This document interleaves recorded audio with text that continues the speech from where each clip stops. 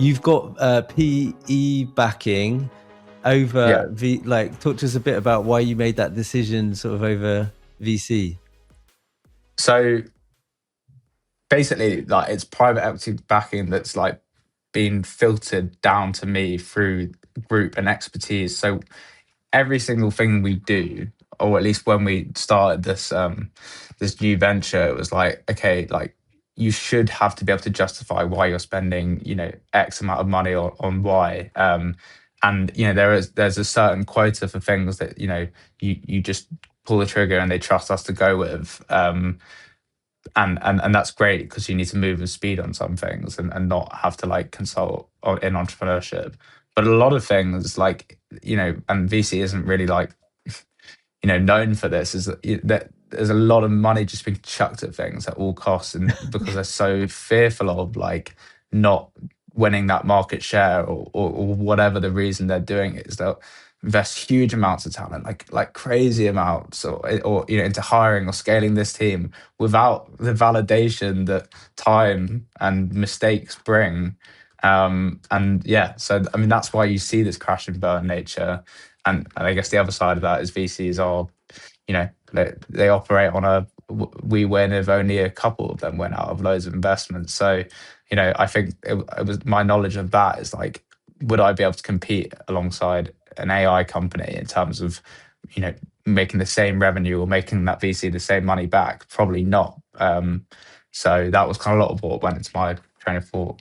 Yeah. So and then the P sort of environment is different in the way it's about getting a return on all of the companies they invested under the fund, rather than just hoping for one win against everyone else.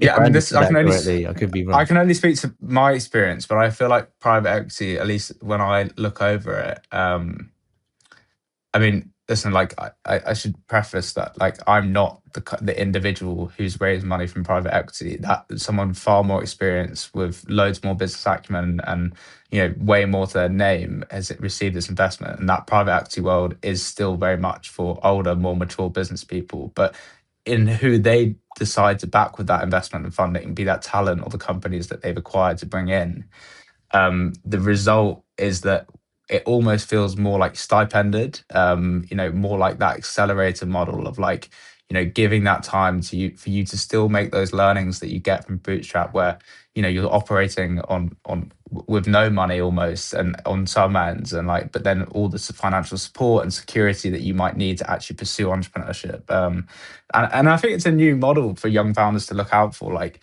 and trust me, like, you're going to meet loads of people who will not give you the time of day and belittle you or whatever, or think like, that's delusional dream. But when you meet somebody that actually interrogates you and like says, pulls apart what you're doing, that's a sign that they probably really care about giving you that support and they understand what you're trying to build. And that was my experience with the acquisition and raising of this investment is,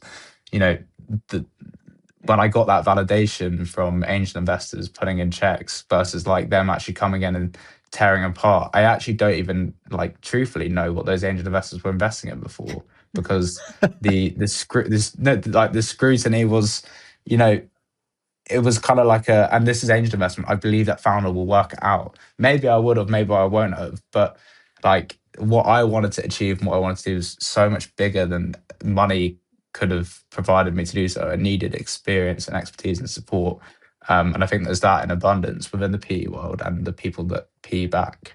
Yeah, and do you mind sharing like which PE you guys are invested, like backed by? So it's the British Growth Fund. They have thousands of investments and really diverse portfolio. And I guess, like, what's, again, the business that I'm part of, the group, like, we are operating in let's face it, a recruitment market where not lots of hiring is happening. And so I think the fact that we're a training and developer, we're Ofsted outstanding training provider. There's very, very few of them in the country that we do apprenticeships. We've got hundreds and hundreds of trainers across AI, data, marketing, sales. We've built these amazing verticals to be able to like really have a more consultative approach to talent, be that bringing in new people or upskilling existing talent. I think you know, that's the nuance of like, you know, not every company is meant to get private equity backing. Like you need to have alternative revenue streams. You need to be able to portray a healthy growth, you know, and yeah, like I'm just happy to be part of it, to be fair.